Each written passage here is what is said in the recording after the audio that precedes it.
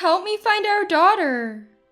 On a family hiking trip, our 6-year-old daughter Agnes has gone missing. Despite calling out her name repeatedly, there's no sign of her anywhere. It's your fault for taking your eyes off her. You go find her yourself. In the midst of the chaos, my husband Zeke coldly shoots back and drives off alone. Wait, don't leave! I shout as I chase after the car, but my voice doesn't reach him. Left alone in the woods, I'm filled with dread about what will happen if I can't find Agnes. My name is Marley. I'm 35. Agnes, who just turned 6, is a very kind and adorable daughter. Zeke, who usually dislikes family outings, had suddenly suggested going hiking the day before. Zeke, the same age as me, is domineering and doesn't listen to others, a trait that's always bothered me. I wasn't thrilled about the hike, since my asthma had been acting up for the last 3 days. Clean air will cure your annoying asthma. Zeke decided without hearing our opinions. When did he start speaking to me so harshly? He was a kind person when we first got married. Is this how a couple ends up after 8 years of marriage? On the day of the hike, we drove for about 2 hours to get to the mountain. Upon arrival, Agnes jumps for joy. Wow! Look, Mom, I found these for you. She hands me acorns and pine cones she's collected. See, told you it would be good. Let's enjoy nature to the fullest. Yes, I'm glad Agnes is enjoying it. Although Zeke usually sleeps all day during his days off, today he's oddly excited, which feels a bit off. But I was happy that we could finally spend a normal family day. Let's go further in. The view is supposed to be amazing. After about 30 minutes of walking, I'm exhausted. Please, can we slow down a bit? If you don't keep up, we're leaving you behind. Come on, Mom, hurry up. The two of them get further and further away. I'm running low on stamina, and my throat starts making alarming noises as a cough sets in. Asthma here would be disastrous. Agnes is with Zeke, so she'll be fine. I should go at my own pace. Another 30 minutes later, I spot Zeke, but there's no sign of Agnes. Where's Agnes? She was with you, right? Yeah, she was, but she wanted to explore further and ran off. You let her go alone? She's too energetic for me to keep up with. If you're worried, go find her. She went that way. The direction Zeke points to is full of dense trees, and the path isn't clear. I must find her quickly. This is dangerous. Agnes, where are you? Answer me, Agnes. I desperately start calling out for her but can't find her, and there's no response. About 20 minutes later, I return to where Zeke was, only to find him chatting with a young woman in her 20s. Where's Agnes? Ah, this lady just told me she saw a young girl walking towards the parking lot. I guess I'll go too. No, you should keep looking in the woods. Zeke heads down the mountain with the woman, making their way to the parking lot. I search again in the direction Agnes went. It's eerily quiet, and I don't sense anyone around.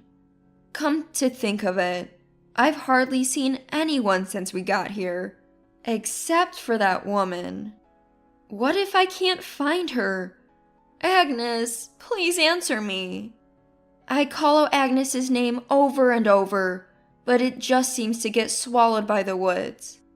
Zeke isn't answering his phone, and I notice my cell has no service. Not knowing what else to do, I go back to the parking lot and find Zeke chatting with the woman. They're both smiling, so I assume Agnes must have been found. Where's Agnes? Nope, she wasn't here. What? Why are you so relaxed then? I couldn't hold back my frustration. Despite Agnes still being missing, Zeke was happily chatting with a young woman. What? I don't get why you're mad. Aren't you worried about Agnes? Let's look again together. Enough. This is your fault for losing her. Go find her yourself. I'm going home. And with that, Zeke hopped into his car and drove off. Wait, you can't be serious.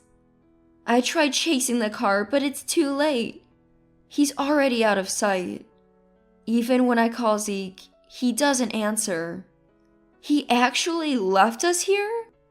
Before I know it, the young woman is also gone, and not a single car is left. What should I do now? The sun is setting, and it'll be dark soon. Thinking of how scared Agnes might be, I go back into the woods. But even after searching for over an hour, I hear nothing. The wheezing coming from the back of my throat is also getting stronger. I'm finding it hard to breathe. It's pointless looking alone. Finally, it hits me that I should call the police. But I can't get a signal. After a desperate search for a signal, I finally reached the police, only to learn Agnes was safely found by a passerby. I hail a taxi to go get her. As soon as Agnes sees me, she runs to me crying. Mom? Thank God you're okay. Are you hurt? No, Mom, I was scared. I'm so sorry, Agnes. Maybe it's the relief, but I can't stop coughing. Agnes gently rubs my back. Mom, are you okay? Don't worry, we'll go to the hospital right away. I thank the police officer and we head to a nearby hospital for my asthma treatment.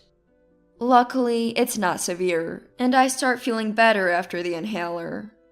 But then Agnes drops a bombshell. Mom, one of Dad's friends told me about a place full of beautiful flowers. I was with her, and the next thing I knew, I was alone. Wait, you didn't go exploring in the woods? No, I wouldn't do that. Do you remember what this woman with Dad looked like? Agnes pulled out her toy camera and showed me a picture she'd taken. It was of a young woman Zeke had been with earlier. And they were snuggled up, clearly more than just friends. Could he be cheating? The shock made me feel dizzy, and I crouched down right there. Mom, are you okay? Still coughing? I'm fine. Seeing Agnes's worried face, I realized I couldn't give in now. He won't get away with this. I'm going to dig deep. To keep Zeke from knowing my whereabouts, I turned off my phone's location and decided to stay at my brother's nearby apartment from that day on. My brother Galton had recently moved in, and Zeke didn't know that our house was visible from there. However, Zeke's car wasn't home, and the house was dark and quiet. Where could he be? I took out my phone and called Zeke. What do you want? How could you leave us behind? Because you're annoying. So, did you find Agnes? Yes, she's safe. And my asthma's gotten bad, so I'm going to be hospitalized for about a week. Agnes will stay at my parents' house. Really? You sound almost happy about it. I'm glad Agnes is safe. Take care. My mistrust for Zeke, who was not only unapologetic, but also blatantly lying, only deepened. He didn't even ask which hospital I was in. He's probably with her right now, planning something awful. I was burning with rage, but I had to wait until I saw the truth for myself. Finally, Zeke came home late at night and left for work at his usual time the next morning. In the meantime, I bought a small security camera and installed it indoors. I could view its footage, including audio, directly on my phone. Now, I had Zeke under surveillance. That night, the woman I saw in the mountains walked into our house, and they started having dinner while drinking wine in the living room. Seeing them get touchy-feely made me nauseous. It was a good idea to take advantage of my wife's sickness and take her to the mountain. This 1 week she's in the hospital will be heaven. You're so clever, boss. Right, ha ha ha. Now we can relax without anyone disturbing us. It's not comfortable being together at work. But you always say the thrill makes it better. True, ha ha ha.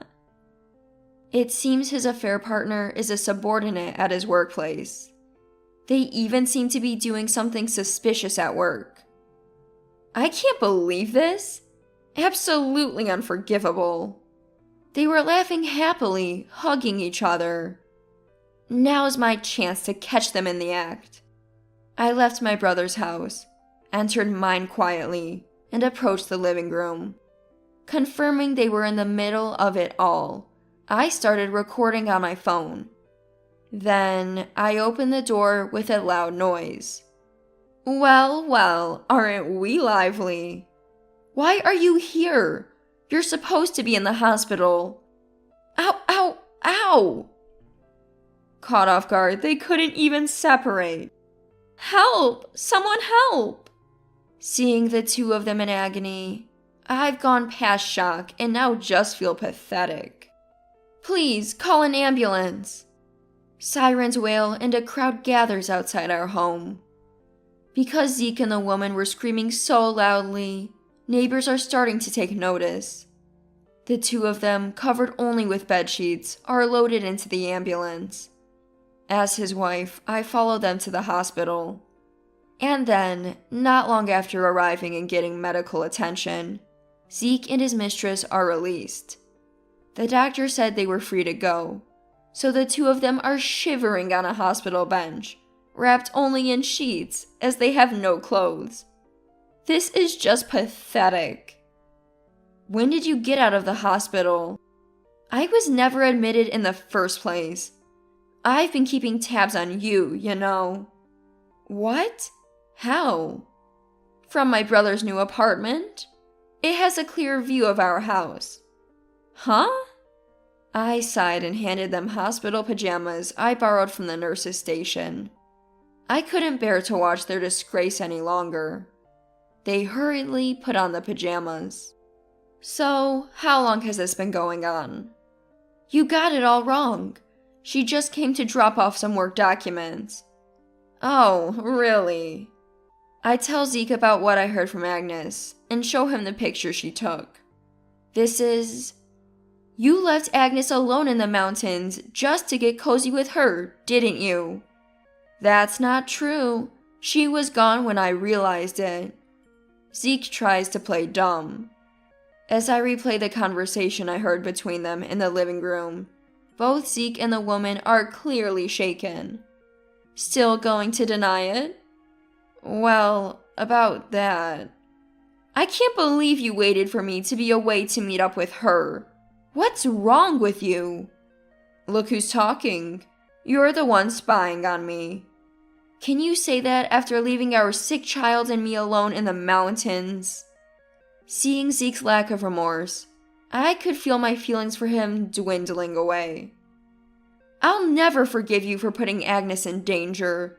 Let's get a divorce. Divorce? Why? How can you even ask that? If you're so well matched with her, then just go be with her. As I glare at the woman sitting next to me, she glares back. She tries to intertwine her arm with Zeke's. However, Zeke shakes off her arm and grabs my hand. I was just messing around with her.